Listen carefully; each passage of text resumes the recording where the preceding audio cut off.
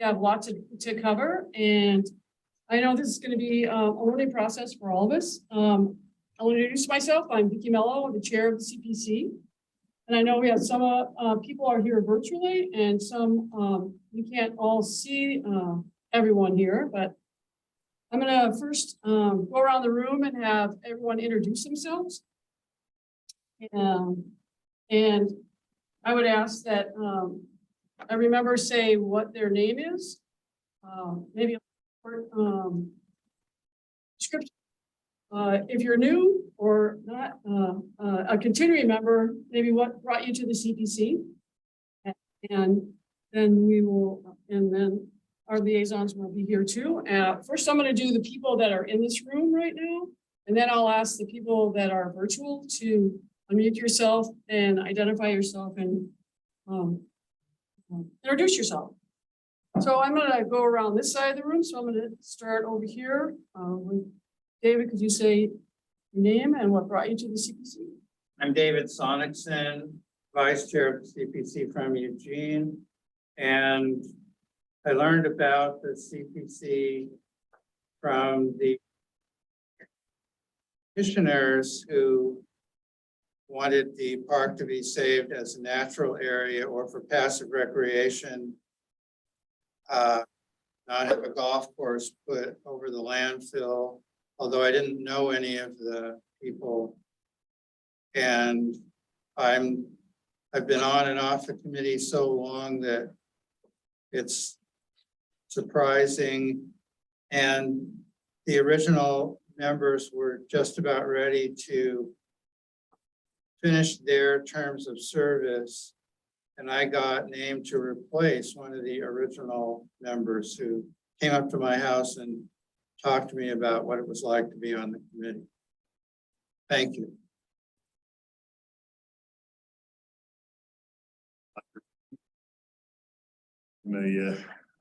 Try and speak up. I'm a resident of Eugene, up in the Harlow neighborhood, north of the river. Share with Harlow neighbors and the East Alton Baker Park, our neighborhood. So it seemed kind of a natural thing to do, and I saw there was openings through my name, and I'm glad you guys, because I'm really excited. I'm not from Oregon originally. I'm from California, and basically person, and I love the river, and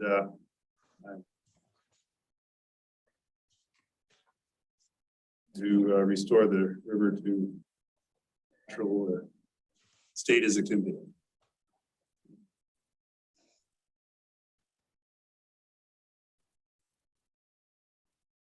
First planner of the Whilamut Park and Recreation District, also serve as the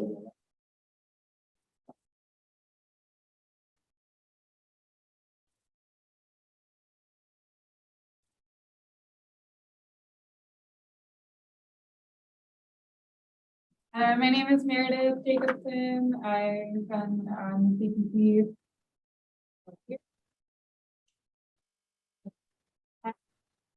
And I'm a grad student at Google.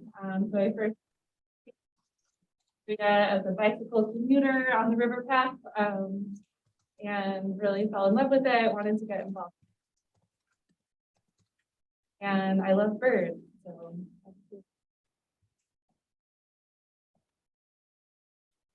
I'm Jesse Curry Hobbs. I'm the City of Eugene's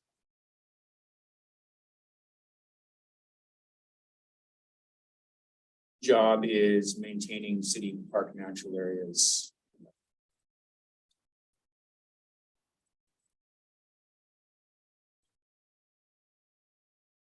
Josh White. I'm a new addition to the committee. I wanted to join because the Willamette natural area is really important to me, and I'm in it every day. Well, I had asked the virtual ones, if, I'm trying to see, Michael, you want to introduce yourself? Hello, my name is Michael LeComte. I'm a new addition to the CPC. Thanks for having me. Nice to meet you guys. Sorry I couldn't be there in person today, but work called me out of town. So looking forward to meeting you guys the next time we have a meeting. So yeah, I'm a Eugene resident. I live near the park and love the area very much, and just want to be a good steward to it. And yeah, that's why I joined the CPC. Thanks. Gary, you want to introduce yourself?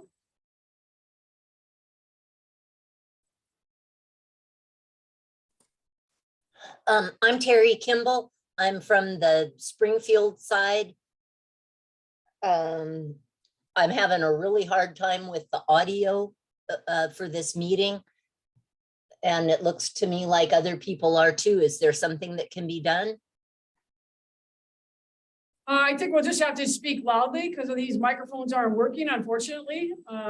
It's not a matter of volume. It's a matter of cutting out completely. I'll hear several words and then there will be a long blank and then a couple more words and then a blank.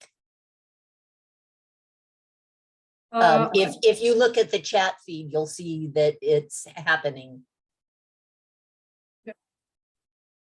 I'll look and see if I can do anything, but I doubt, That's that's the the look kind of into thing that,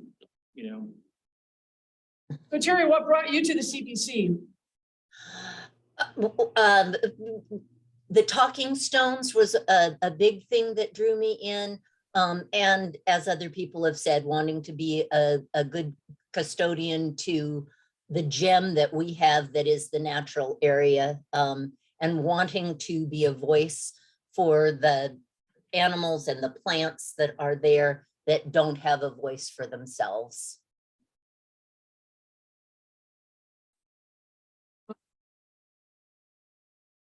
So, can't see your faces now, so I believe, Thomas, could you unmute yourself and introduce yourself?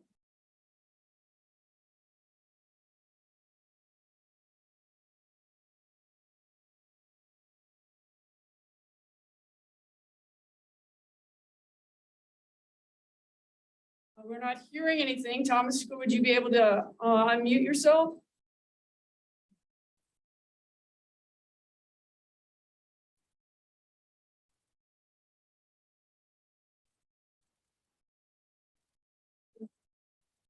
If it sounds like it is, maybe turning the video off and asking everyone else to turn their videos off. Yeah. I think Thomas's issue was he had a family emergency tonight. He mentioned in an email that he was going to be in limited attendance over video tonight. I mean, no, I'm not on the chat. Appreciate it. Yep. Why don't you introduce yourself then? Thank you, Michael. You bet.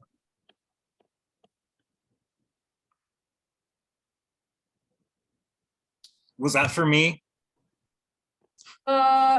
Sure, Will, go for it. All right. My name is Will Orr. I'm a longtime Lane County, Eugene Springfield resident.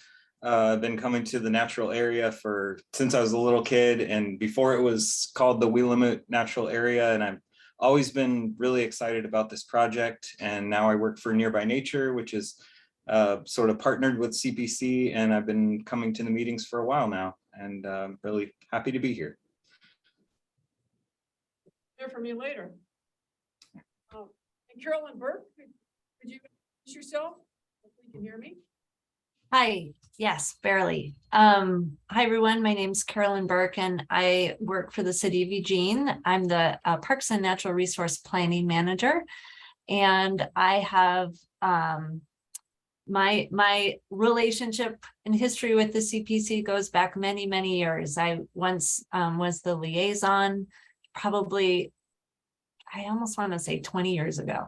And I continue to love the park, and I'm here today because I am I think most of us are aware of the University of Oregon proposal that they have for Alton Baker Park. And I just wanted to be here as a resource in case there were questions, and to, I don't really necessarily see it on your agenda, but if it comes up, I just wanted to be able to hear any input that you may be providing into that project. So I'm just here for that. Thank you. I think what we'll have you do is talk when there's the parks reports, and Jesse is going through some of the parks reports, so it's further down on the agenda around number 7, if you have an agenda. If we can have you speak then. Okay.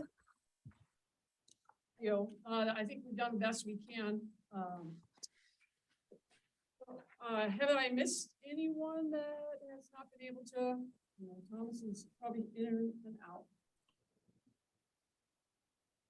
A little acknowledgement here that the city of Eugene is located on Kalapuya Ligi, traditional indigenous homeland of the Kalapuya people. Falling trees between 1851 and 1855, Kalapuya people were dispossessed of their indigenous homeland by the United States government, forcibly removed to the coastal reservation in Western Oregon. Today's descendants are citizens of the Confederated Tribes of the Grand Ronde Community of Oregon and the Confederated Tribes of the Select Indians of Oregon. They continue contributions to our communities and across the land we now refer to as Oregon. I'd like to go around the room again, if you can. Just have an icebreaker question, which is, what is your favorite place in the Whilamut natural area this time of year? And I think I will start in this room and then go virtual. And maybe I could start with Meredith this time, and you could say, what's your favorite part of the WNA this time of year? Into the water, because I would say any of the swimming access in the WNA is my favorite part right now. Yeah.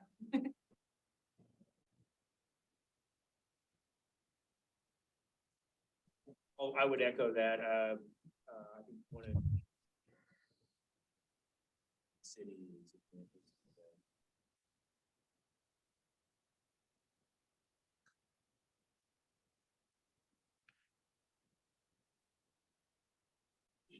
That enjoy that.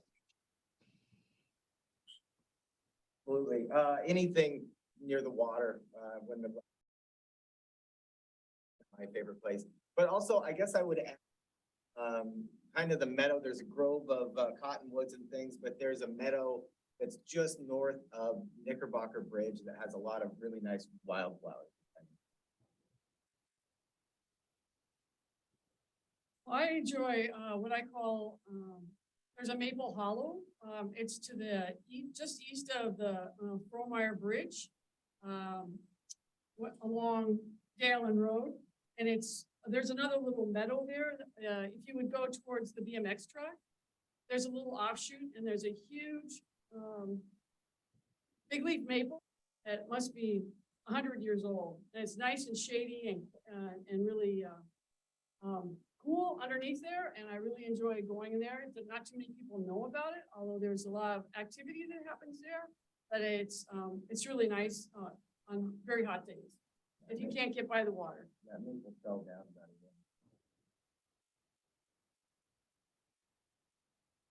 I haven't been there for a little bit. Well, it used to be my favorite. I guess. Yeah, that was a nice, beautiful tree up until a year or two ago. Obviously, I haven't been there for a year or two. But the tree and the stumps still interesting. I like the trail that goes down by the Willamette River past the Heron Rookery.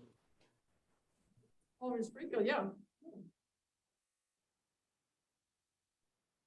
So I go to the City of Eugene Native Plant Nursery every week, and no matter what season it is, I like walking through what nearby nature refers to as wildflower.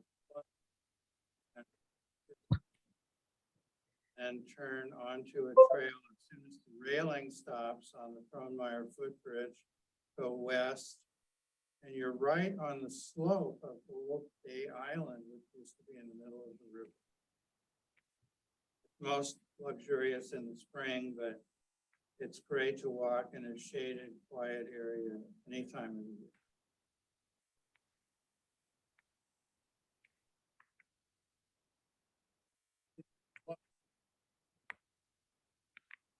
I think I like the canal.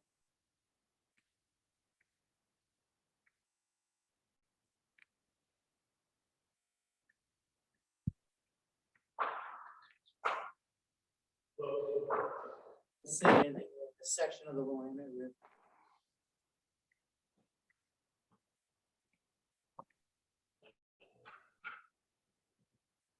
I like being in the shade of cottonwoods.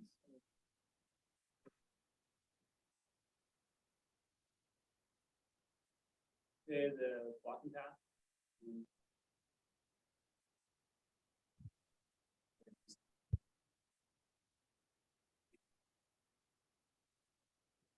Going,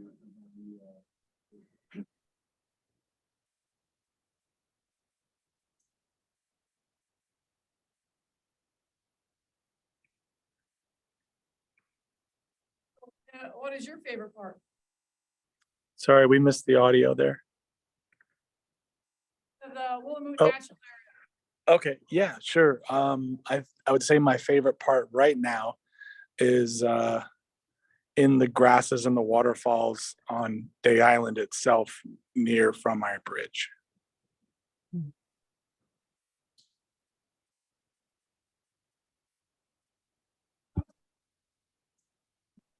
We're not hearing anything right now. All right. Well, I don't know what we can, if you can try it, can you hear? No, do you hear your name? No. Hearing, sprinkled words, I don't know if it makes sense to really talk into the microphone or not. I don't know. But I'll go. It's great hearing all these favorite places. I think given the hot days, I'm gonna choose the former boat launch. That is a really nice place to actually kind of wade in the river right now, because the river is really mellow there, not a strong current, and so feels kind of safe. You can actually get in the water. It's a great spot. Yeah. Your video to see if maybe some of the bandwidth can be more used for the audio rather than video. So if you can turn your video and see if that is going to help at all. It's worth a try. Me, would you be able to give me share your favorite place?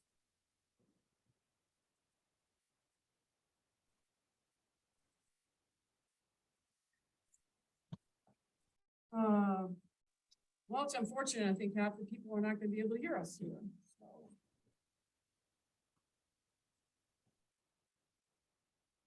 So. Jesse's trying to still figure out something if the audio can be listened to online. He's still working on that. Guess what I'm gonna ask everyone here. If everybody's looked at the agenda from that was sent out, does anybody have any adjustments that they would like to ask about?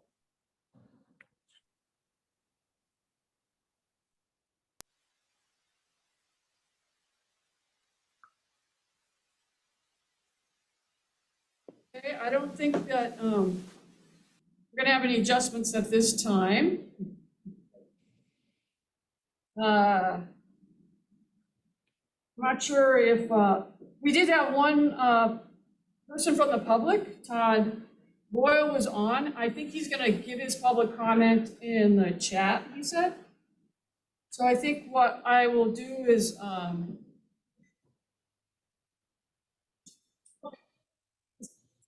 have Nearby Nature give a summary of their, oh, I forgot. The approval of the April minutes. Everyone that was at the April meeting can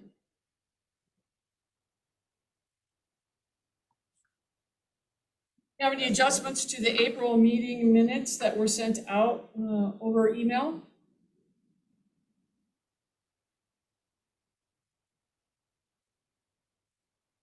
I would ask if they have a motion to accept the April minutes. To accept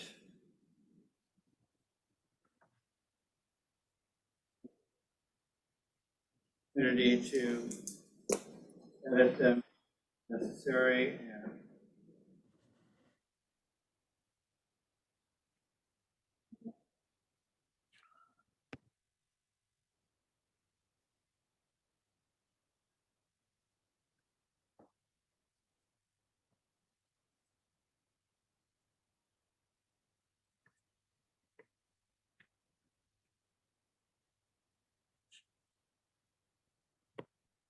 Asking them if they have any minutes. Writing, Jesse.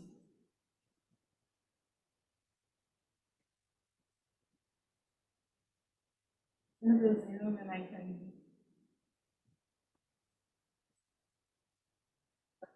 You could translate for me.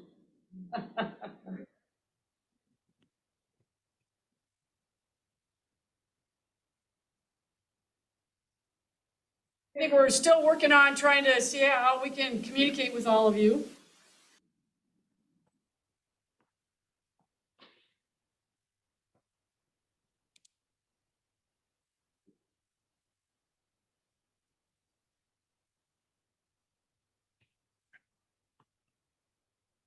It seems like it works really well when you speak directly into the microphone, maybe.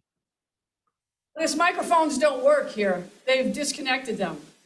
I see. So you're picking up one general mic in the middle of the room. Is that what's the way it's working? Yeah. I see. There's a big box right in the middle here. I see.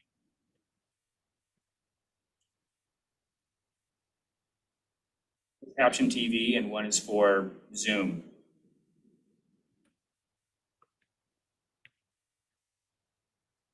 If there's,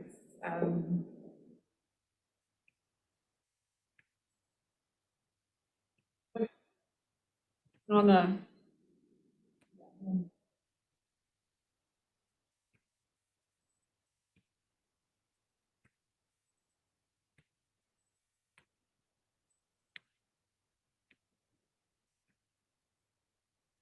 so that would actually have some, whatever your, that, not all of us have that.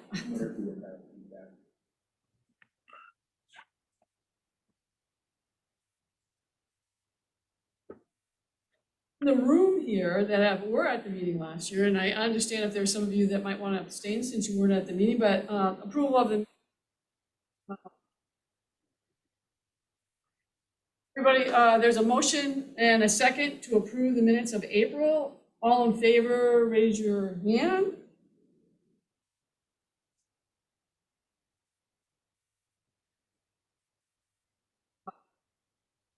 Would, Yeah, that's.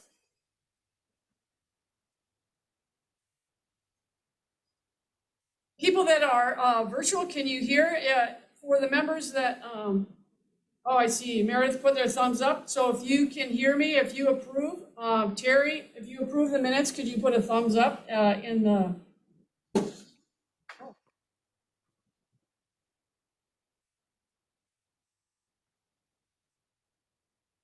Michael, and Thomas put in the. so the minutes are approved. I'll go to the public comment. I don't believe that. I don't see Todd is still on there, but maybe he is. No, I saw a note, he said that he's leaving. So, Did you write something? Email. not sure if you can hear me. You ask Will if he can do a summary of an overall view of what Nearby Nature is doing, and then also to summarize the report. Okay, sure. I caught enough of that to hear my name called. So let's see. Yeah, we had the World Athletic Championships. A lot of that was in the park, and it was pretty crazy for the weekend that they had it here. But they did a great job of cleaning up and opening the park back up. We had some deer in the park last month, just for a few days. Yeah, first time anyone I've talked to had seen deer in the park, and they must have moved through. I don't know which direction they came from, but they were right in the landscape, and ran out into the field, the hammer throw field there. So that was kind of interesting. And I'm sure we have all heard about the emerald ash borer by now. I've been looking for trees in the park that can be treated, but a lot of the ash trees in the park are pretty small, and they need to be at least 12-inch diameter trees to be treated. That's the last I've heard anyway. And we did get word back from the big beach parties that were taking place. Basically, the last one they had, they cleaned up all of their garbage. Like the natural areas crew went down there and said it was spotless. They also don't appear to be breaking any laws. And I know I did mention that some people had reported to me that they felt like it was a safety issue with the bike paths being crowded and stuff like that, but there just really isn't any enforcement. If this continues this way, there really just isn't any enforcement that's going to happen with that. I was actually really happy and encouraged to hear that they're working hard to pick their garbage up. So at least that's nice. We've got interns coming back. We've had a good supply of interns, and they've been getting a lot of work done in the landscape as well as in the natural area. And summer camp's going great. We have a couple of events coming up that you all are welcome to attend. We'd love to have you. Saturday the 17th is a solve cleanup in the park, and that's 10 a.m. to 1 p.m. And then we're going to do a United Way Day of Caring on the 20th. Actually, sorry, that's going to be rescheduled because we just realized that it is, we double scheduled something on that day, but it will be that weekend, the weekend of the 24th, and same time, 10 to 1 p.m. So I think that's about all the big stuff I've got. Happy to answer any questions. I'm wondering if you could cover what is nearby nature and what's their relationship to the CPC. I think Beth had written something. Could you summarize that? Oh, I'm sorry, I'm not seeing that here. Oh, right. As an introduction for new CPC folks, we're the City of Eugene's official park host. We've been doing programs in the park since the early 90s. We've served as the park host since 98. We have collaborative relationships with the City of Eugene, Springfield, with the CPC, and together we make a huge difference for the park, supporting both its natural inhabitants and the people who spend time there. And we look forward to the continued partnership. We have a webpage, nearbynature.org, and that references the CPC and provides information on how to join. Questions for Will? Will, is it a non-for-profit organization? It is, yeah, non-profit, yeah. Okay. Curious what your experience was being in the park during the marathon. It was pretty crazy. There were helicopters circling low at 5:30 in the morning. You know, camera crews, all the chase vehicles, but it was pretty cool to see during the women's, there was one woman who was way out ahead of everyone else, and so it was just her that went by with a car following her. And but yeah, the whole park was closed, so it felt pretty. It was a unique experience to have the park all to ourselves, and but it seemed to go pretty smoothly. And other than being woken up by helicopters for 3 mornings, it was pretty fun.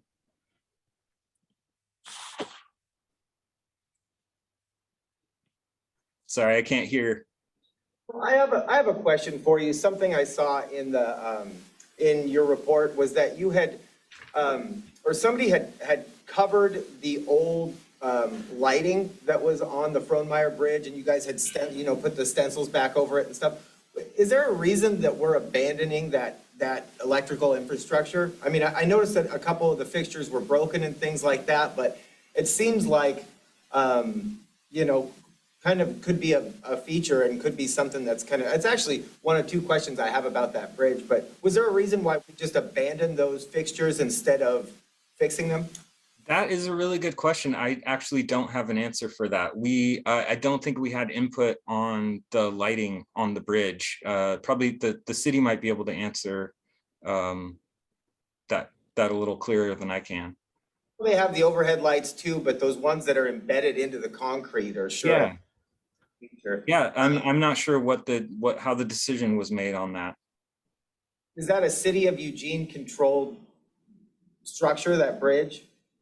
Okay. Yeah, I think so, unless is it U of O or city? City. Okay. So who would nation to about that bridge? Because the one thing about the Frohnmeyer Bridge is the railing is there's a 20-inch gap between the concrete hip and the top of the railing where a child, whatever, could easily fit through that. I think the code is that the opening should be no more than 4 inches, and it's 20, So that's a concern that I've had on my mind for quite some time about that bridge. I don't know.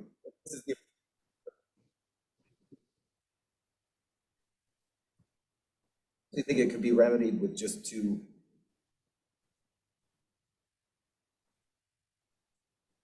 Noticed on your report and just wanted to ask about. Yeah, we wouldn't have any control in Nearby Nature over trying to fill that gap or anything. I think that would also be, sorry, the audio's cutting in and out again. That's fine. I just saw the part on your report about having stenciled over these new covers, and I thought, well, why did we even cover them in the first place?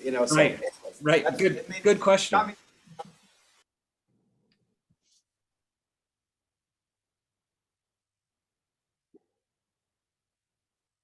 Well, have I seen any other questions unless there's ones in the chat? Nope. Thank you, Meredith, for doing that. I have a question. Will, can you hear me?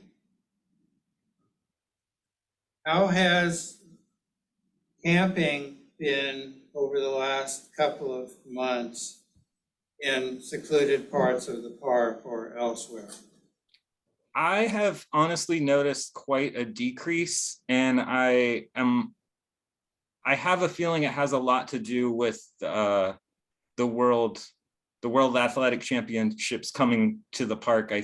I think there was an extra effort to discourage camping leading up to and during that. So I've really seen a decrease in the last month or 2.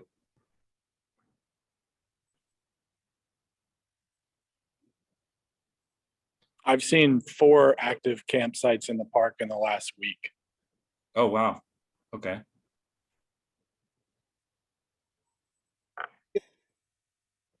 And fires too. Fires just burning out of control. For you to be able to report on Park Watch, Michael, are you Yes, aware? yep. Okay. I always make sure to report on Park Watch. Thank you. What area of the park, or which areas of the park were those fires and camps in? Around the lake, along the backside of the opposite side of the canal from Cuthbert, sort of in the areas behind the BMX track, to the east of the path that leads to the Autzen footbridge, kind of over in that area. And then several along the more harder to get to areas along the river itself. Okay. I remember seeing a guy empty 2 huge contractor bags of trash right out on the edge of the river and just start sorting through things. So, Well, thank you. That's really good information. I appreciate that. Thank you. you bet.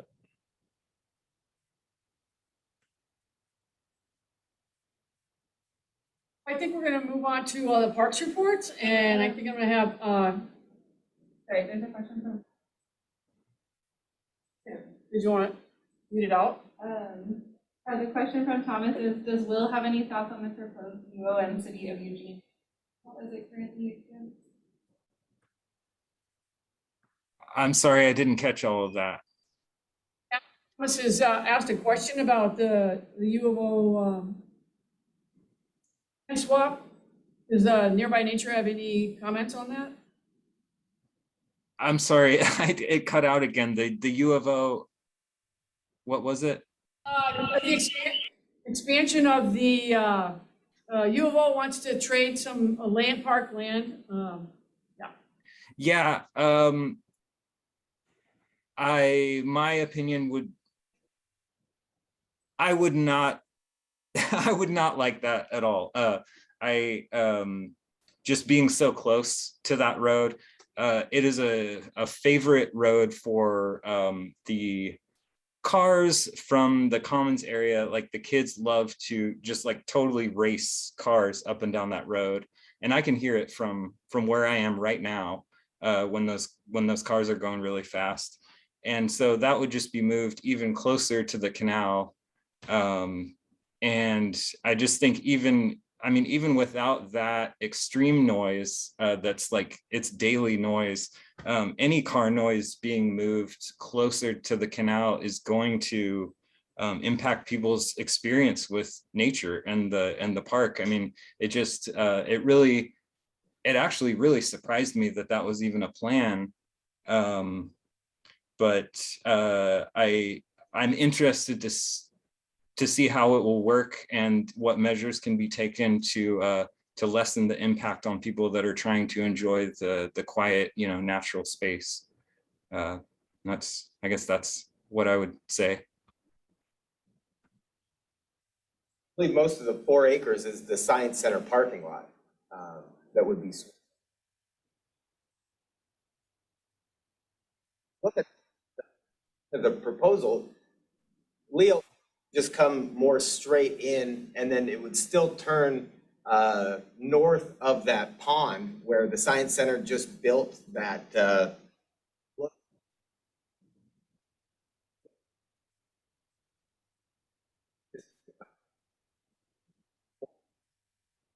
Science Center parking lot. Not really, yeah. We'll have a further Sure. discussion in the next report, actually, but it's a good point. I think it actually would move Leo Harris Parkway closer to, That To the bridge natural area. and to the bark path and all.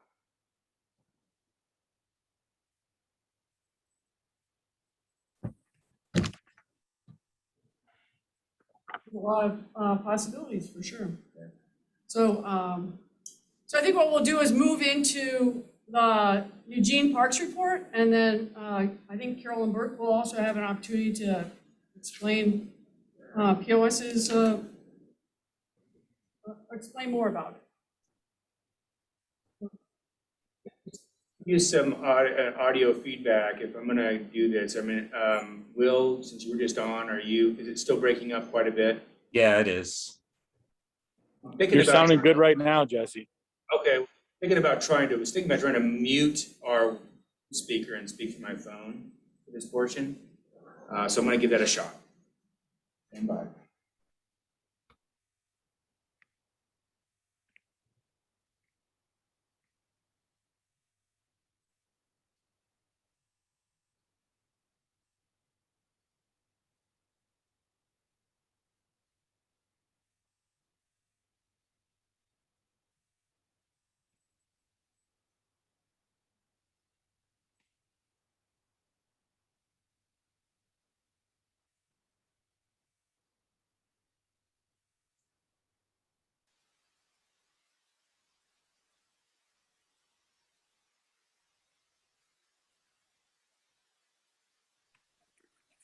All right, is this working? No.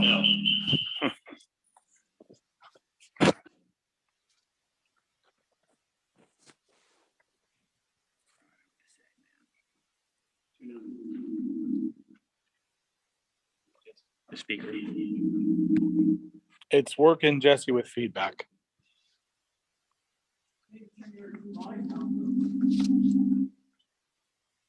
Okay. Computer volume down, I think.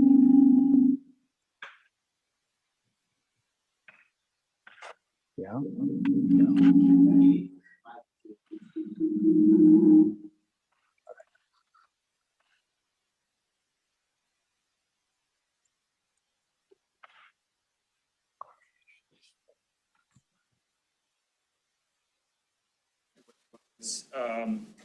Sorry, folks.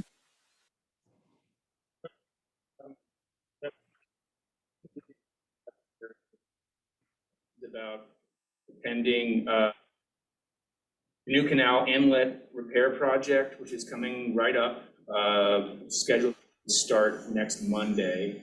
In the report, I erroneously said that we would not be affecting the water level. That was in a conversation with our project team. We've gotten information out to all of the residents and kind of affected parties along the Canoe Canal.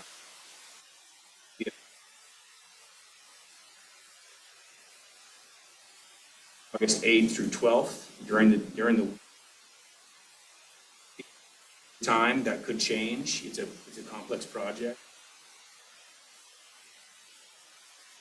So, monitoring water levels in the canal will make sure that we're not having any problems with water levels getting too low and harming fish or that sort of thing. And we'll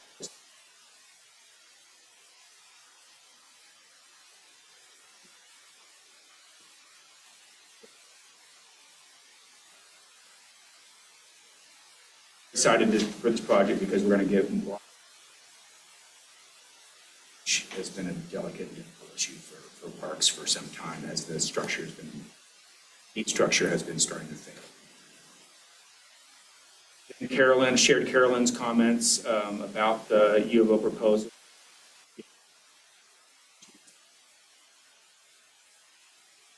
You said you welcome to field any questions.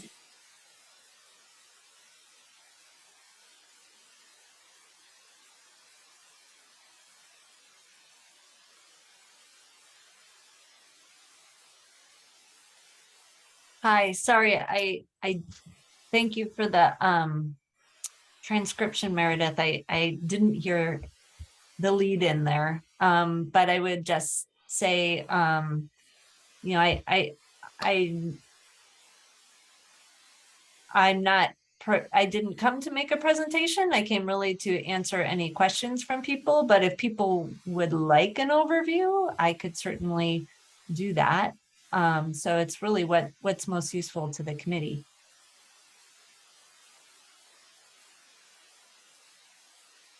Ask if there's, like, if we do have questions, and one question or comment was that Leo Heroes Parkway is going to be a lot closer to all of the park. That could increase the amount of noise that is going to be experienced. I'm not sure if you can hear this or not, but is that something that's going to be taken into consideration, especially for nearby nature that has many times a lot of camps or that uses the ponds, and the road is going to be right up within 50 feet of it, which is a lot closer than it is right now. Is there? So I did hear that. Thank you. And I know a group recently met with Matt Roberts from the University of Oregon who and I was reported back on that conversation, and I think noise was a concern expressed. I think Vicky, David, and maybe Beth were in that meeting, and so concern for noise was expressed, and I think the University of Oregon is willing to look at mitigation measures. I know I know there was definitely a discussion about noise from football practices. And that can be very disruptive, and that will be closer to the park and to the ponds and the science center. And what I heard from the U of O is that they are planning to talk with athletics about that. I don't know that it will ever go away completely, but that those concerns are known and that they will be looking into those. And I'm making notes of those concerns as well, because, you know, I want to make sure that we're communicating all the concerns that we're hearing back to the city council, because the city council is the real decision maker here. And so we just want to make sure they have all the information that we are getting. So any other questions? Carolyn, I have a question. Sure. Who will be doing the main body of negotiating with the university from the city? Will it be the city manager herself, or Jenny Broad, or there be input from Parks and Open Space? Will POS be at the table? What do Yes. you know about that? Thanks. Yes, Parks and Open Space will definitely be at the table. I do feel like we have a strong voice in this. Denny Bro is the executive that is kind of, you know, the highest ranking person in the conversations, but he is definitely including Parks and looking to us for our perspective on things. So I do feel like we do have a voice in those negotiations. And in the end, as I said before, it is a city council decision, but we will be providing information to the city council.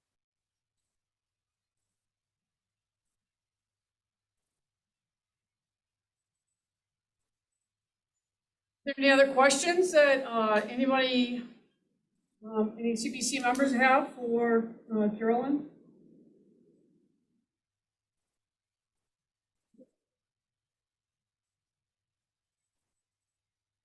If anything comes up, feel free to email me. I can put my email in the chat. Vicki, I think that we haven't really talked about our meeting with Matt Roberts, and if we're going to do that during government relations, then that'll.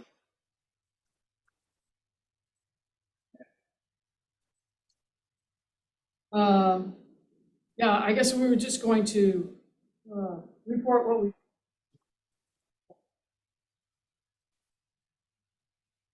That right now?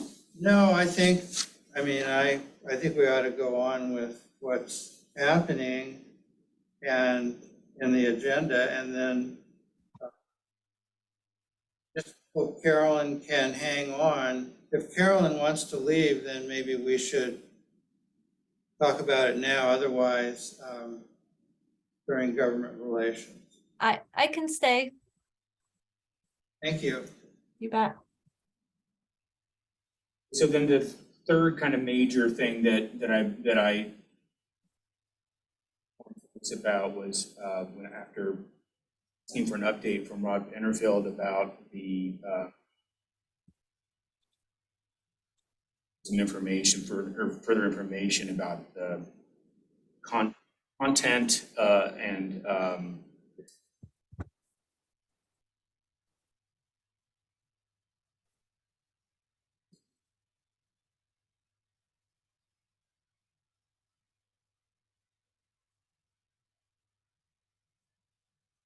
normal, you know, my brain.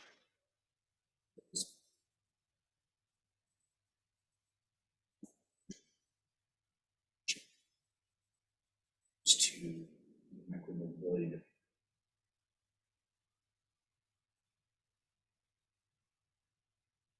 it's in the,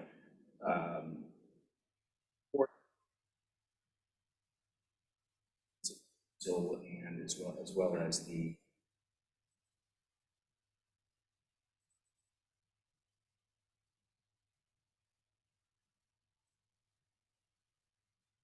to my knowledge, that has now been enacted. I don't know what.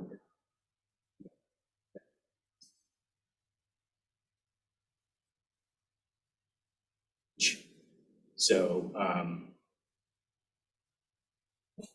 signage has already been in there, so when is he gonna talk about what he's already put in there's little stakes with a little 10-mile-an-hour thing. So, I guess I'm wondering what, conversation is gonna. well, take that place.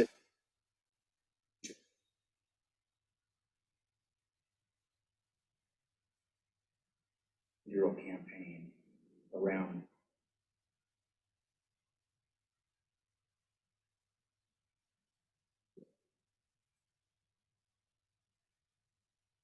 To my knowledge, so Well, of course we didn't. I didn't know anything about it either. So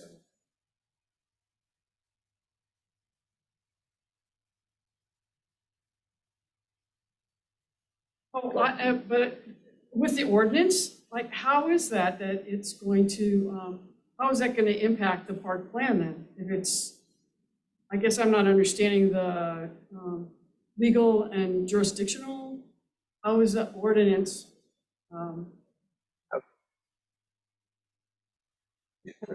So I'm just wondering how, if we have a plan here and now, that's not supposed to be really changing the park plan, but it's like,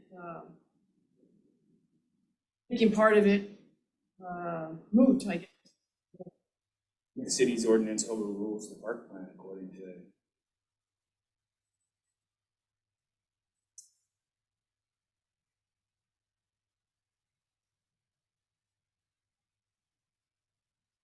There's I mean, there's not much else you can, tell us. I don't yeah. know anything else. Right.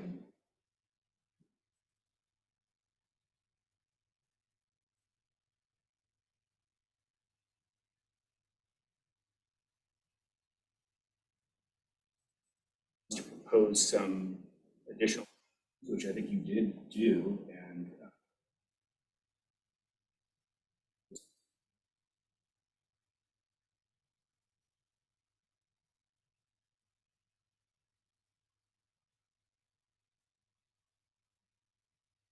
congruencies. I'd be happy to.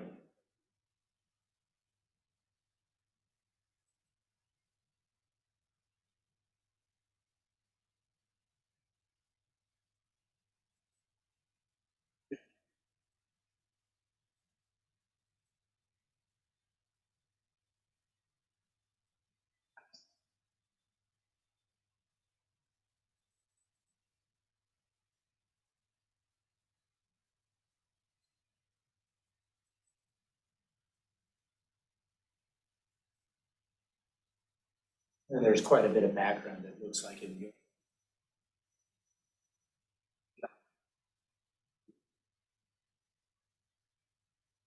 I had read that, and there's, I guess you can cherry pick stuff that's in the park plan, you're right. But there's gonna be, when they hear this question, I will focus on Eugene's park report, and then we'll ask what, but I appreciate you bringing that up.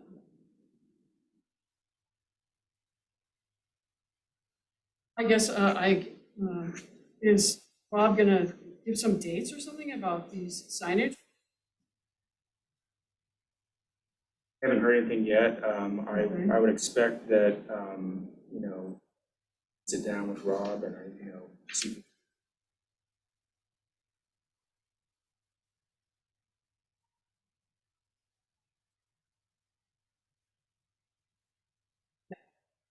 Their time and participate,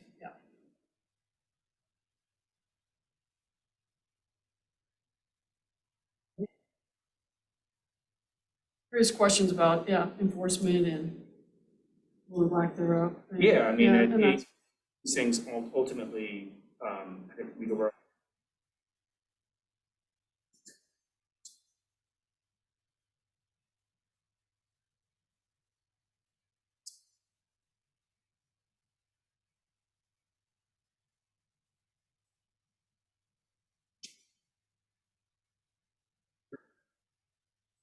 And, you know, people speed through town, people do, you know, on vehicles, it's, so I think, you know,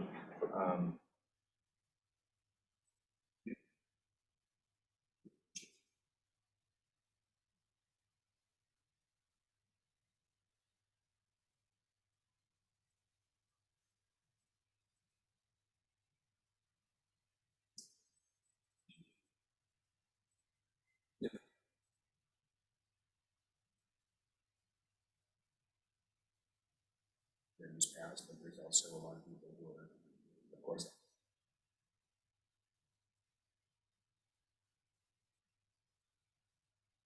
Not just the e-scooters you see, I mean, you see elderly folks on mobility.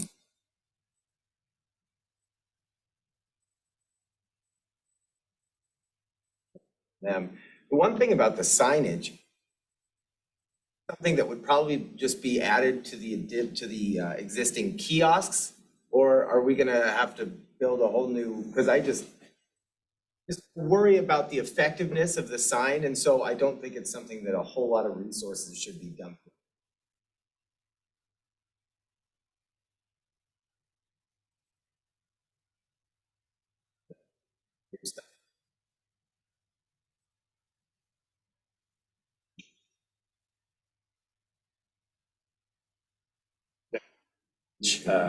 I gotta say, I've seen every different, the signs everywhere, Sure. all the time. Sure. And I know that for the most part, signs keep the honest folks, the people who are, you know.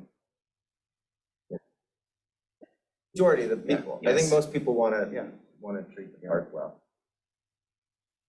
As it's going forward, though, if it turns out that a lot of the narrower paths where he's saying that there's gonna be a reduction just in the rental scooters, if it ends up being more of an issue, is there a possibility that certain sections or paths could only for non-motorized and just pedestrians and those with wheelchairs or walkers or whatever that kind of stuff is, because it's really, that's one of the things that the CPC kept saying is the safety issue on really narrow paths, and they're just increasing over and over again, so. I hope these are conversations that will be amplified during the.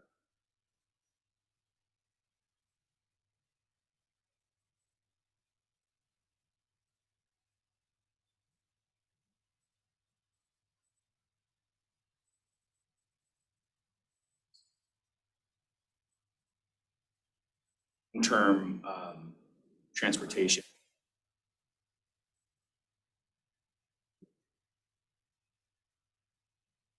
Is that real? What's on the report there? Comment there. I don't know what it says. Terry. Off the meeting and said she was on.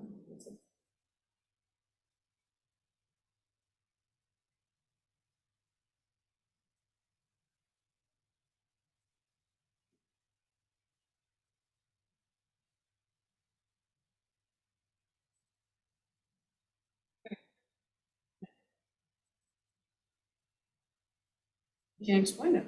I'm just reading. I guess is there anything else with the Parks report? I think those were the highlights. And things too, but those are good.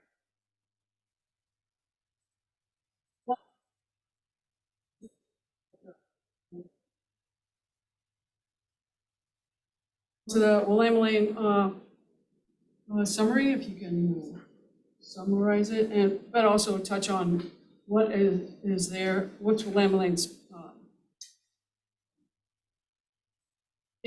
standing on electric devices throughout East.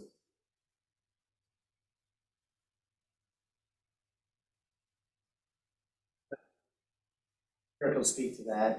As far as our update goes, a lot of our work has really been focused on trying to ramp up volume.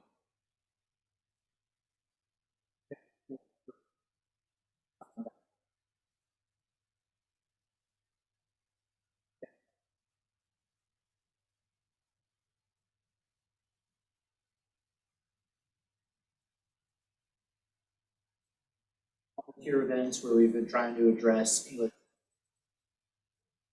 systematically, kind of working from east to west.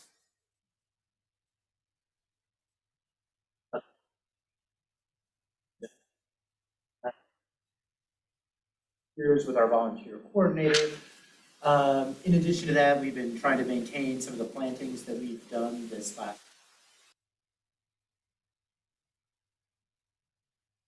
And other than that, a lot of our work was focused on trying and make sure pathways were brushed back and gracious thank you to Brennan and his crew. 3 out of the canoe canal for me. Very short notice, myself, let him know I was there and.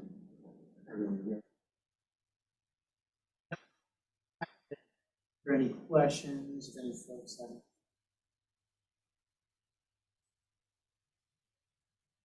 As far as e-mobility devices.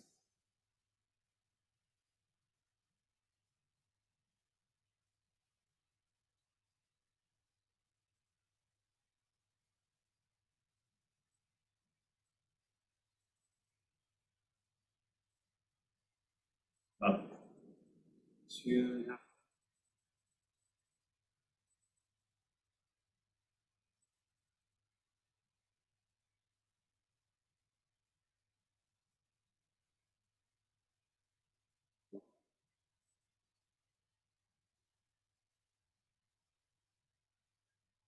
Other than that, I can say that we did have a discussion with our board about process that this amendment followed.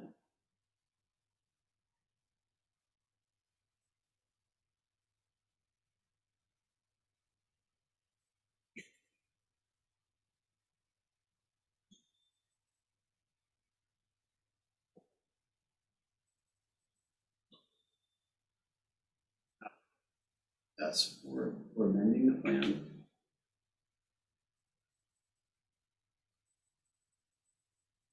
And as we move forward with.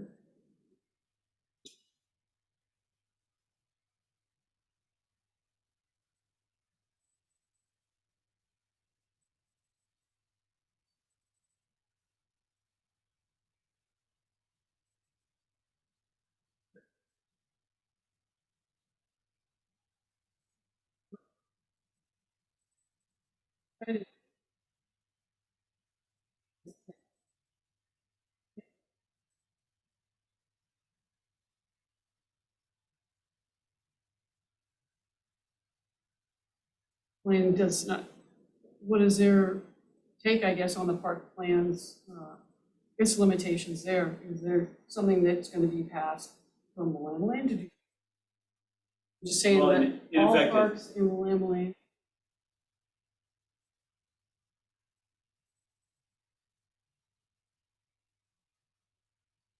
I didn't realize that that had been passed. I heard that at one of our meetings, so it's good to.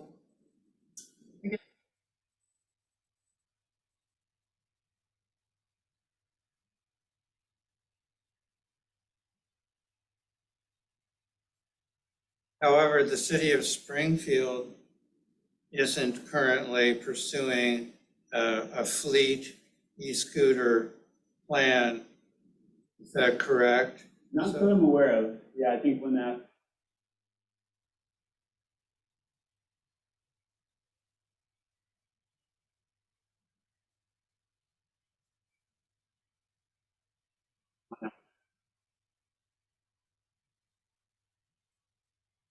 Does bring up some kind of a boundary issue with e-scooters going from Eugene into Springfield if they're geo-fenced and they won't be able to operate. Correct, yeah.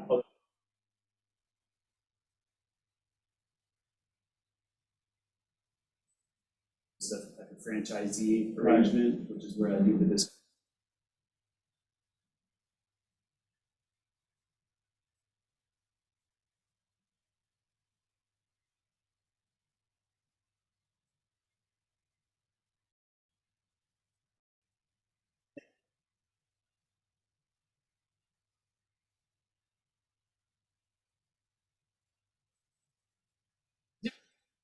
speed for the, in the parks, in Willamette for these electronic devices? Or is it just, Not other than what's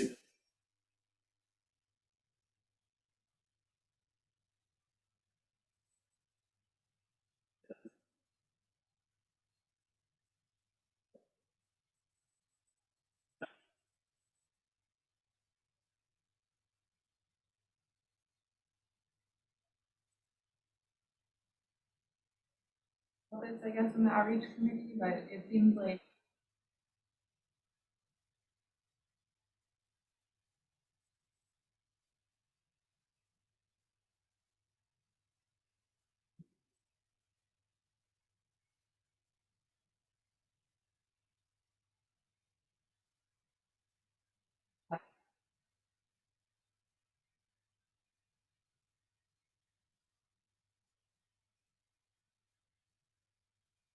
and I guess I don't have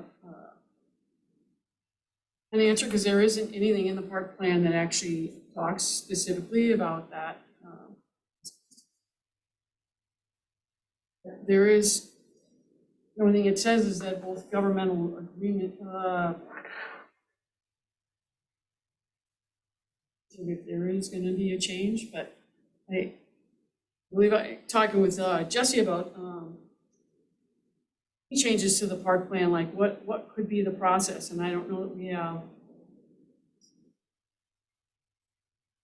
I would hope that would expect that the CPC would be involved in what that would be, considering their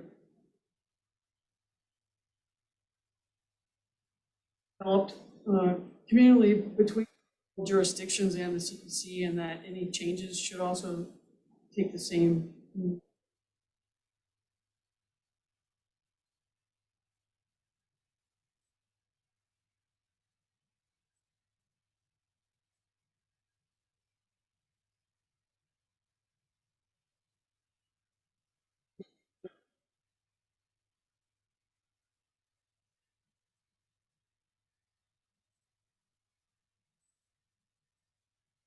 To subcommittee reports, and I think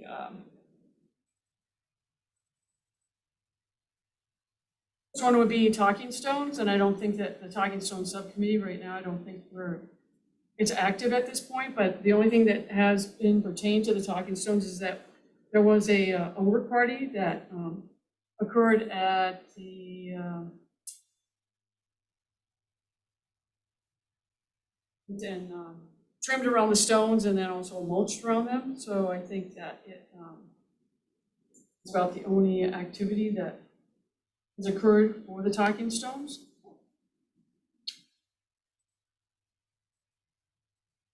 I don't know if I could answer any questions, because I think that's about all that was happening for the Talking Stones. What does WP mean?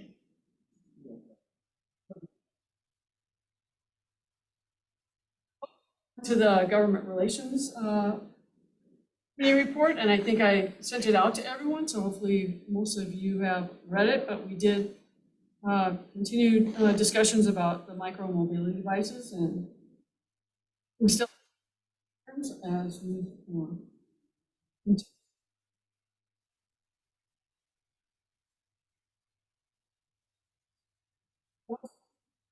well, since the ordinance passed, how does that overrule the park plan? But it sounds like it was within that ordinance, was amending it. Schmidt, have a meeting for the, and it seems like there was quite a bit of stuff that was talked about at the joint meeting with Ian.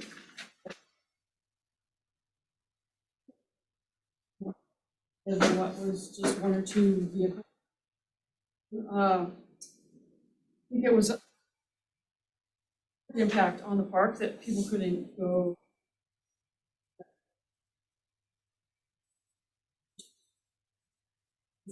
I see you talking to Ian, and is there going to be a follow-up kind of a report to? Yeah. Just chat about the things that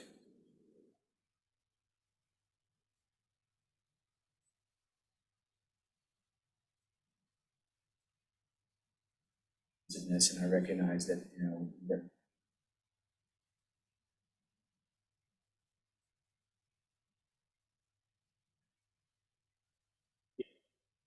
there was also a number of things we tried to connect with him about, just couldn't, and then some things happened during the marathon.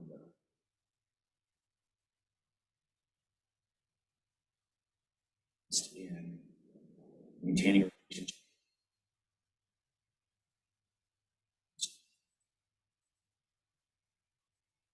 The organizer for the Eugene. So, you know, maintain that relationship and make sure he understands where the concern point.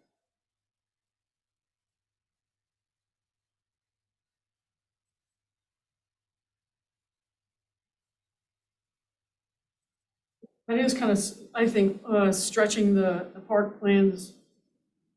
It's good to have people go out and run, but it's for small groups and you get lots of people in that kind of is, doesn't allow the park to be able to be enjoyed as much as it can.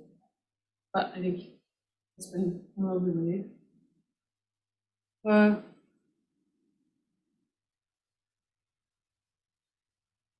I did want to do during this government relations subcommittee is we do have some bylaw changes, and I'd like to focus on on our April meeting. I read changes to the bylaws that would include the talking stones within the and that would just add, and I think everybody has been given that, just add wording to the Article 1 and Article 2 to the connection with the Whilamut natural area and the so I could read it one more time, and I think we need to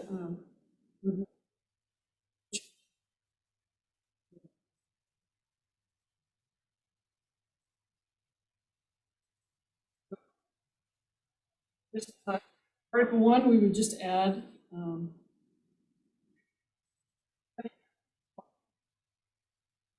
Citizens Planning Committee for the Whilamut Natural Area of Alton Baker Park was established by an intergovernmental agreement signed by the City of Eugene and Springfield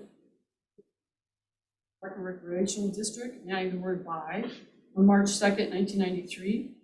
The intergovernmental agreement acknowledges the broad goals set forth in the East Alton Baker Park Plan Amendment, ballot measure 20-1, November of 1992. Establishment of the Citizens Planning Committee. We would add the resulting East Alton Baker Park Plan is unique product of co-equal cooperation between citizens and government agencies.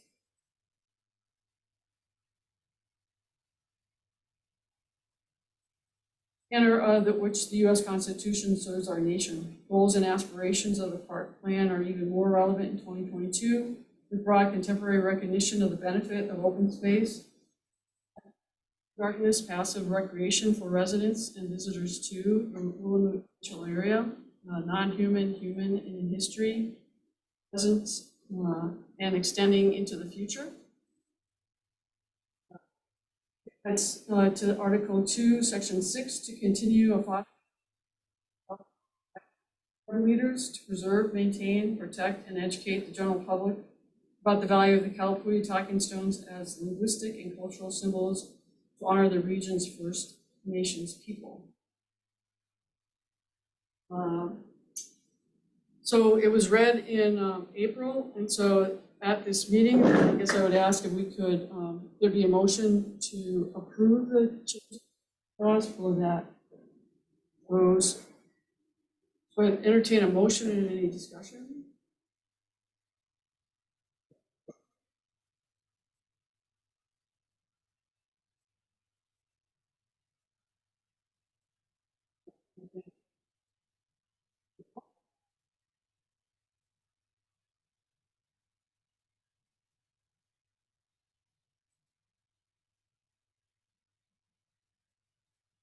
Given that they're not a federally recognized.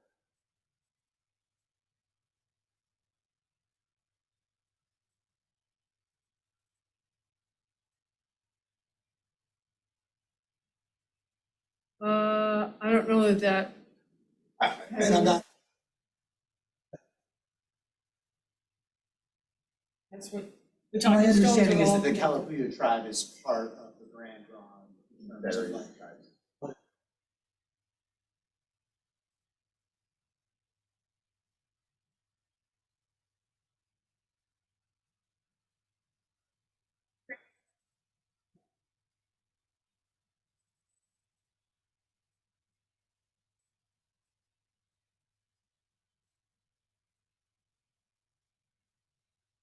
No expertise, I just want you guys to have it.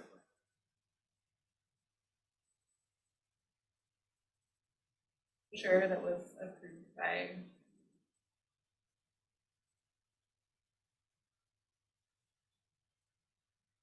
It's maybe what we should do is, time is not a good time to, I don't know, I guess I can't, I haven't read through it and memorized the brochure here. Maybe, David's right, if we don't have a quorum, then voting is not going to, because I think that, or there's only,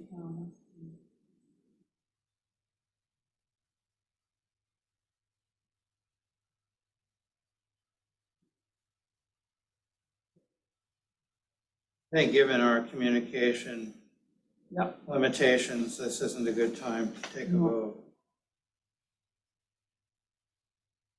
And there were some others, but I don't know that that's because of communication, just some of the recommendations that Jesse, you had suggested in, I guess I'm not sure.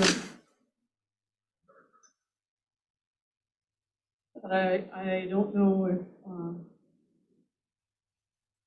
that is reasonable to do at this point.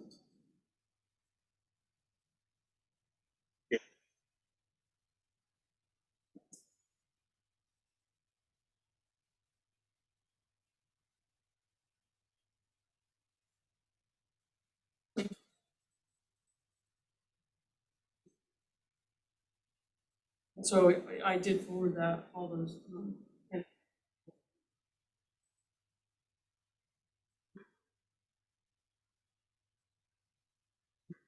did discuss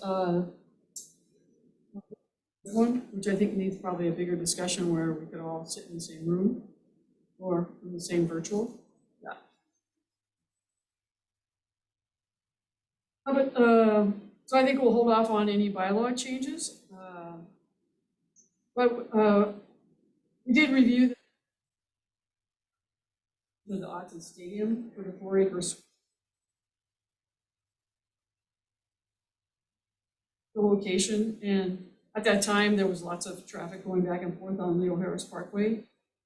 There was also practice in the football stadium, so that is still a concern of the amount of noise that itself. But I think we're still gathering more information. I think that all members of the CPC, positive or negative, I think it's individually you could contact your city councilor and share the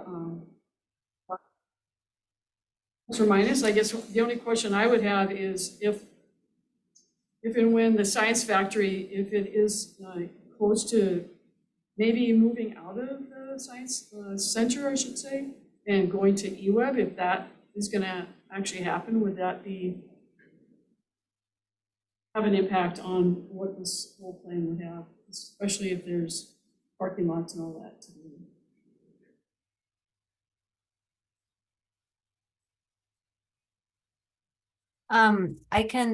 I think I heard that question. Are you looking for a response, Vicki? Science Center is no longer located there. Before this would be actually all worked out, what would be the ramifications to the plan itself? I think it's a really good question, and timing is the real critical issue here. I do believe that the eWeb has been accepting requests for proposals for their current building. And it's my understanding the Science Center was submitting one. And that those proposals are due in the next month or so.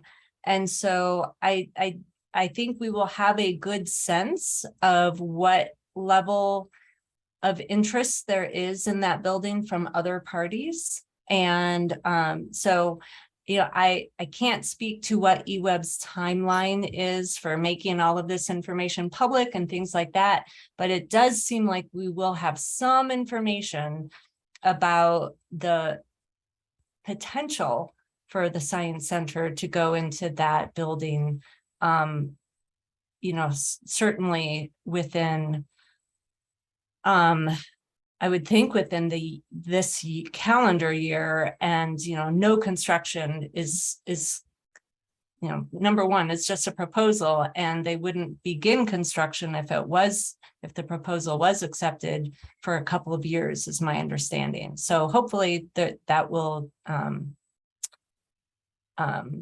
allow us to make good plans for the park.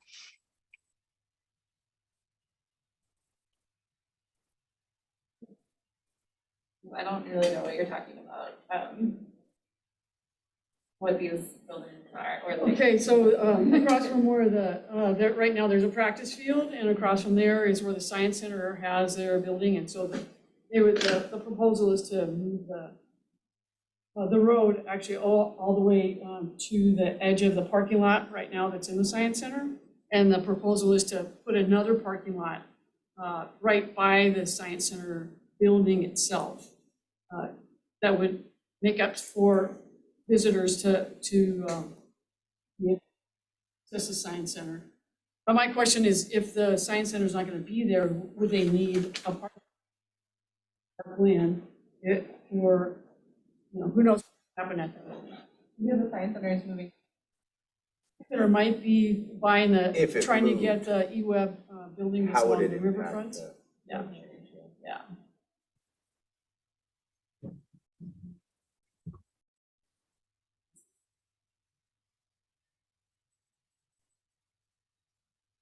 No, I don't even know. I think they want to sell it.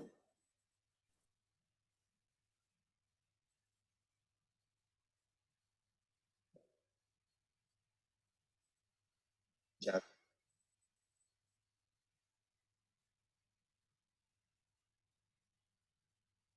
Well, I think that's mostly, unless there's anything else on the government relations that we. Yeah, I'd like to elaborate a little bit about the discussion we had with Matt Roberts, and that was 1 week ago.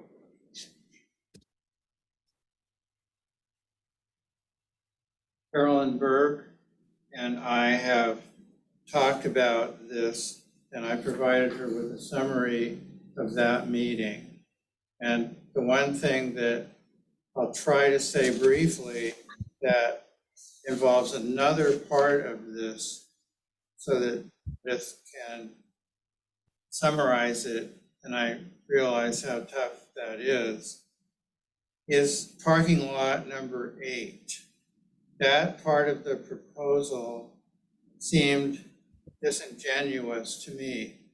It was stated as paving a lot of parking lot number 8, which is part of Eugene Parkland and within the Whilamut natural area for the purpose of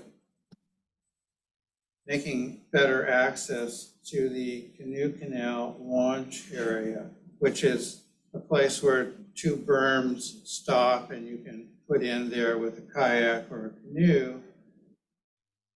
And I was very heartened that Matt Roberts made a proposal. Matt Roberts, again, is the University of Oregon, is on between the donor, the private donor who is funding this proposal, who would fund it, and the university. And we've worked with him before, and he is very accessible, and he said the idea for what to do with parking lot number 8 they're open to that. And there is a raised ground, like a road now, and that's where there's parking for University of Oregon football.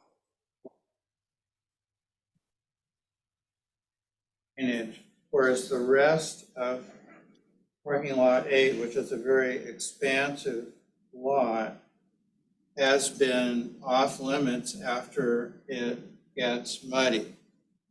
And there are killdeers and ducks that like to inhabit that. So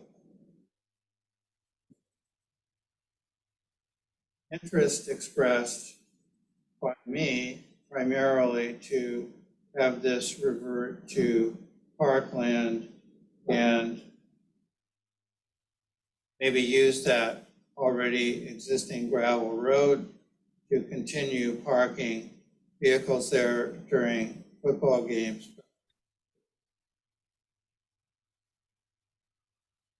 And habitat for invertebrates, and also be mindful of not wanting to create a space that you can't see into and that would be inviting to people to camp there unlawfully. And I just wanted to add that. Thank you.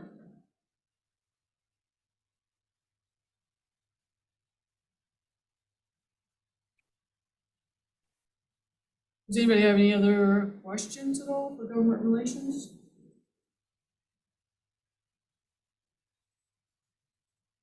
Have a habitat, like habitat other than just the talking stones? There was some work done in the WNA over by the Iliu talking stone, but I think that was covered then. So I would like to have, Meredith is gonna give a report for, summary for each. As I met a few times this quarter.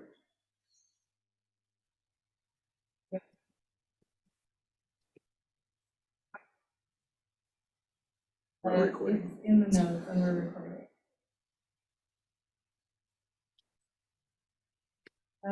Yeah, Vicky, Sharon, and I have been meeting regularly as the outreach committee. I think we've met like 3 times in the past few months. And in June, we met with Beth Stein from Nearby Nature, basically to talk about our social media and kind of outreach and communications of the CPC. There's been some like sporadic effort over the past couple of years, launch a Facebook page and social media presence for the CPC. And in talking with Beth, we collectively decided that it doesn't really make sense for us to have our own social media presence, and that it would be better to funnel content to social media accounts that already exist, are like working to build out their plans. The new folks might not have gotten an email from me, but I sent an email a little while ago to membership about kind of like regularly sending me photos and like things that you see. Yeah, and so that sort of thing we can like send to their social media team, and then also any updates about what CPC have been up to.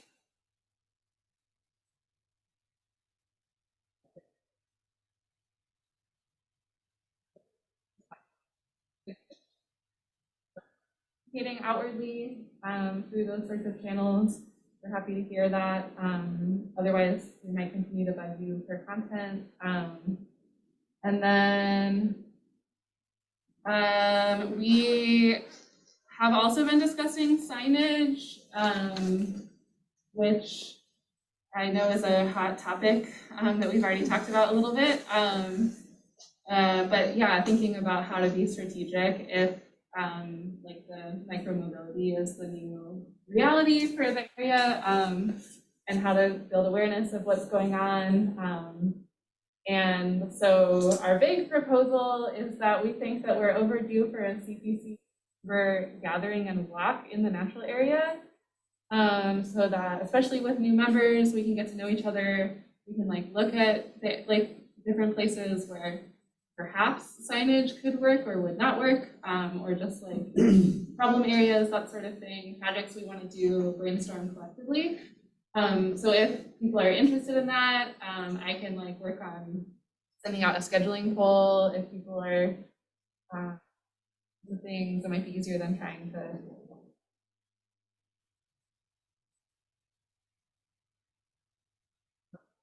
Thoughts or questions about any of that?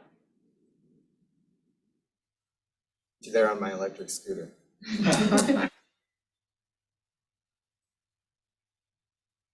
So most people for meetings, when you all are working, would it be best to just do something in the evening kind of thing? Would that, I guess that would be something to think about when you would be, what your availability, would be probably for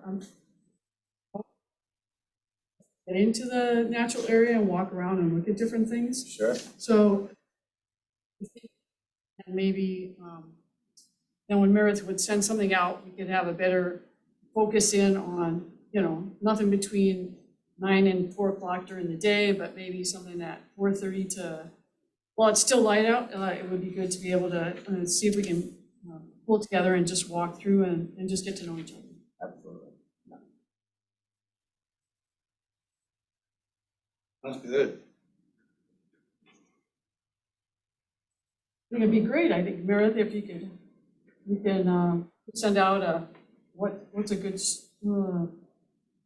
time frame, and that way you'd be able to do whatever kind of whole doodle or human old doodle. That's probably like ancient history.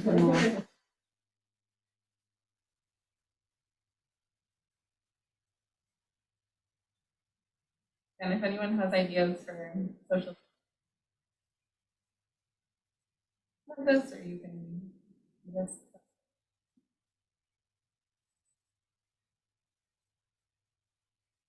Do these committees, do they meet separately Yes. from this? Yes. Oh, okay. So most of our work is actually done in subcommittees, and so the purpose of the quarterly meeting is to come together and share the information, and then Sure. also share it with the 2 parks departments, and they are sharing what's going on within each one of their departments. So we kind of share information and discuss different things. But in between, it is the talking stones, and for our bylaws, every member is strongly recommended to join a subcommittee, something that would be of interest. And Can so you when we join? were, these are the subcommittees that we have. We have a talking stone, one that is very limited as long as is habitat. So we have a few on government relations to do that. So the talking stones is just dealing with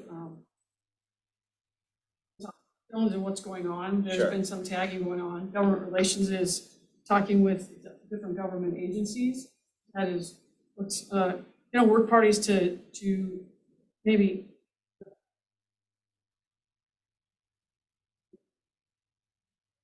and share the information of how what the CPC is doing. So it's collaborative. So if the new members can those committees and what might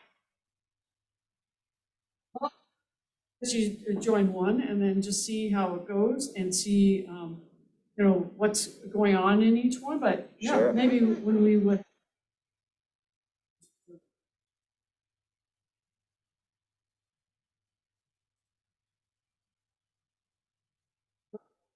in looking at the park plan and seeing what are things that we could start working on to help.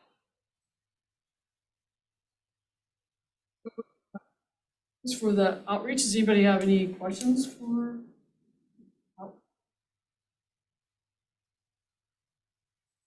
Next item, I guess I would like to see if there was some way that we could figure out an at-large.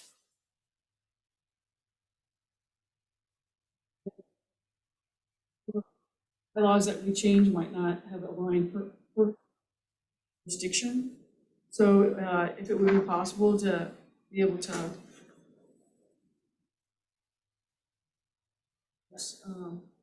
and have a bigger discussion on how to help increase, say, the pool of, or the areas that we could, Yeah, I can just make sure that I'm just, that since we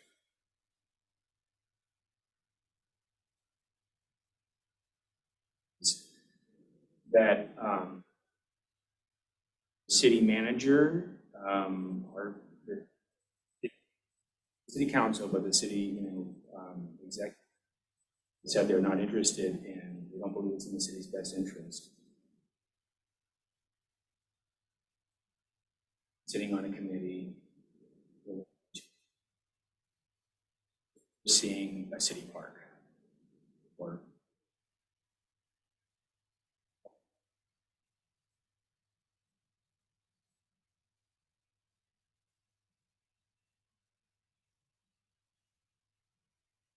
to, as a committee, still push forward with this, something that will go to the city council for their consideration. But you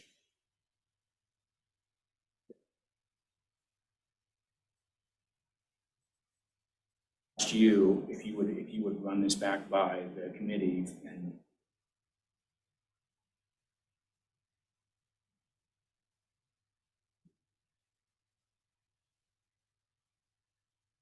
let's hoping that we have a larger presence, but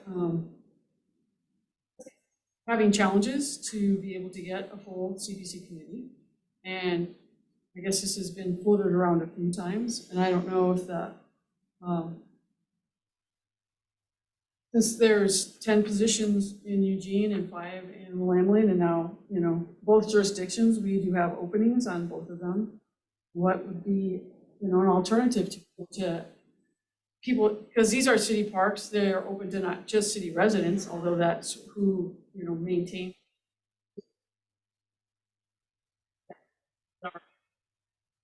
About it, they're, live over in the River Road area, not necessarily in the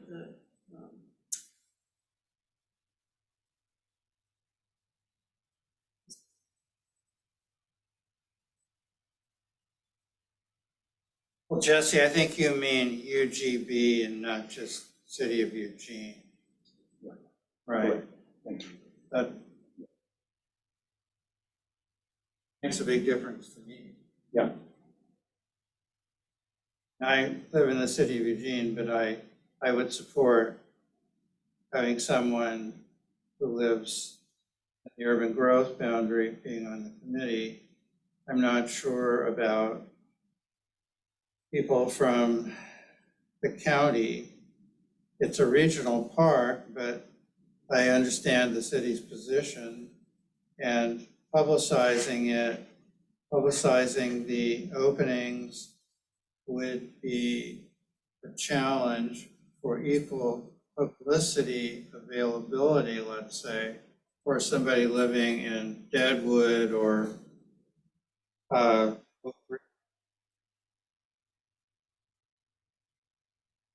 and I don't agree that CPC has had trouble. I don't think that's a reason for expanding this. I think that it might be an equity issue, but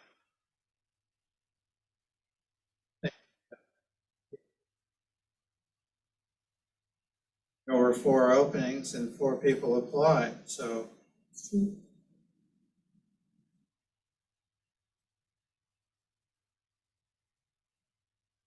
I would say, I just like, it doesn't.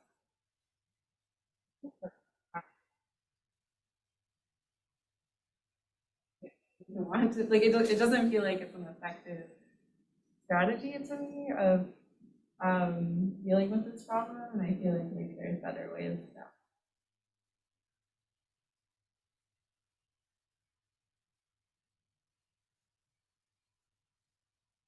that are trying to get on the CPC, don't live.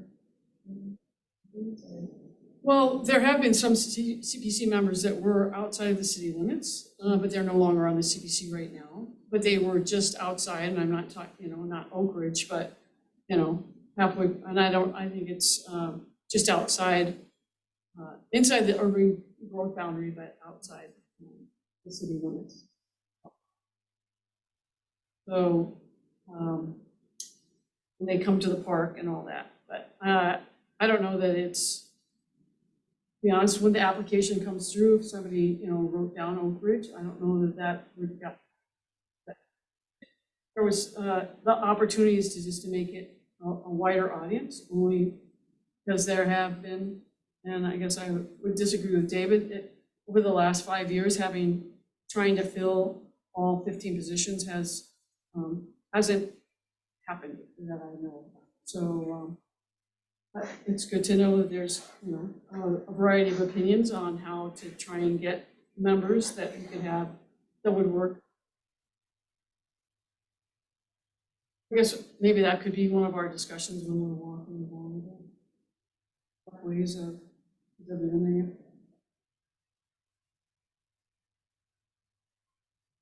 I think the intent is that it wasn't going to be somebody who was going to be living in Florida. It's more just around the fringes of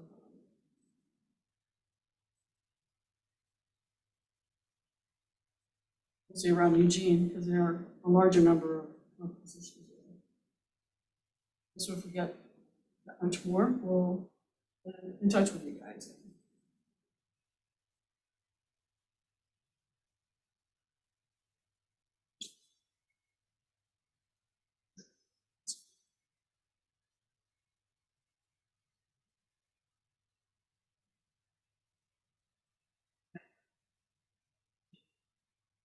Posting over email has been a challenge. Right now, I guess we're getting close to I don't know that we have really any action items other than if there are some concerns about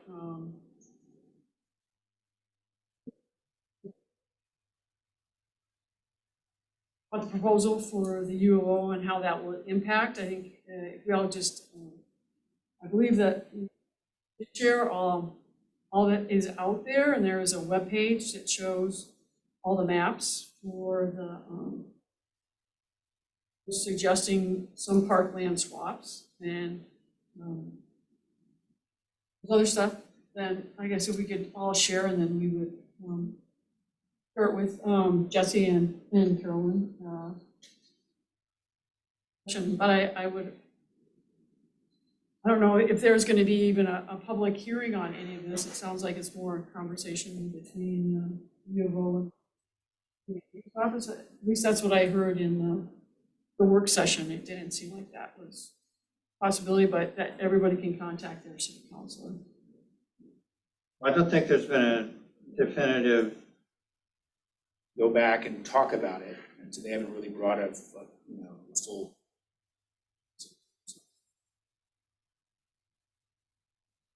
Are you still here?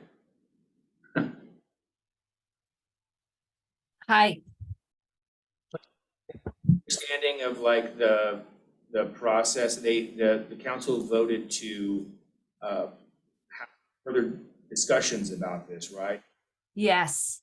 Yep. That was what they voted on. And I think the motion was to bring back kind of a refined proposal after city council's summer break. So, sometime September after. There were, I think you were asking about public hearing or anything like that. That question was asked, and what I heard was that this process does not require a public hearing. And so I don't think one is proposed at this time, but I think that would happen at the city council's discretion. I do think that the university is planning some type of open house or informational meeting. And actually I'm dropping the website address that the U of O has regarding this proposal into the chat right now. I actually haven't looked at the website myself, but there.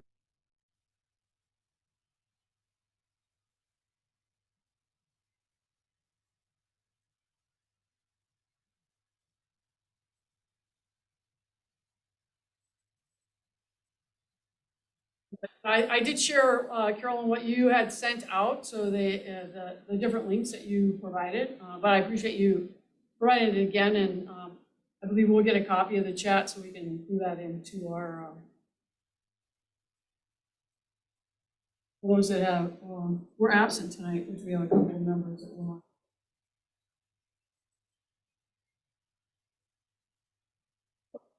I guess if there's any new stuff that comes out, then you could share that with us. But for now, I guess I would, I guess we'll entertain just when our next meeting date would be. Some limitations for people's schedule. In the past, I met usually on a Thursday, but now we've mostly done it on Wednesdays, so I'm wondering if anybody has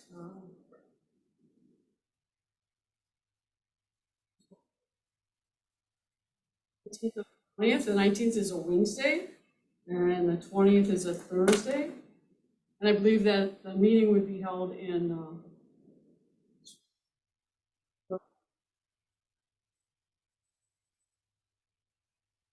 the Old Activity Center with a great setup for virtual and not. Does anybody have?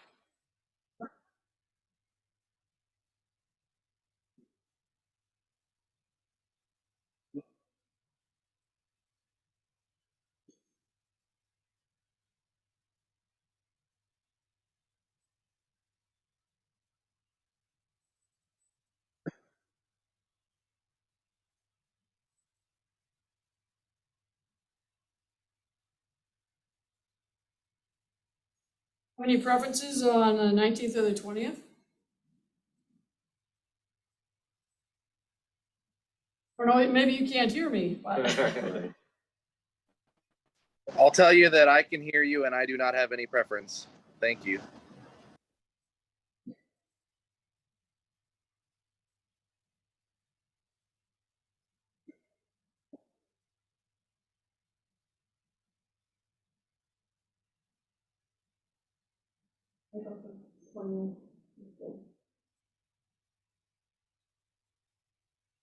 Five 5:30 to 7:30.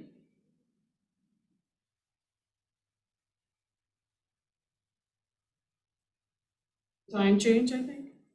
I don't know. Not to do like inside.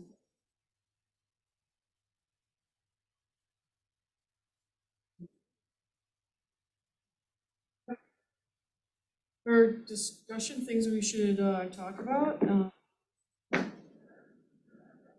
I'll make a motion to adjourn the meeting. Second. All in favor? Aye. Aye. Came and Yeah, thanks to the new members. Excited to see you guys. For everybody that hung in there virtually. Yeah, yes, thank you, and thank you. We'll get better at this. This is still a brave new world. If we continue doing virtual, then I'm sure we'll get better. Yeah. Well, right back at you. Thank you for holding it down in person, and I look forward to being with you in person in October. Thank you. And hopefully we will be able to get some recording.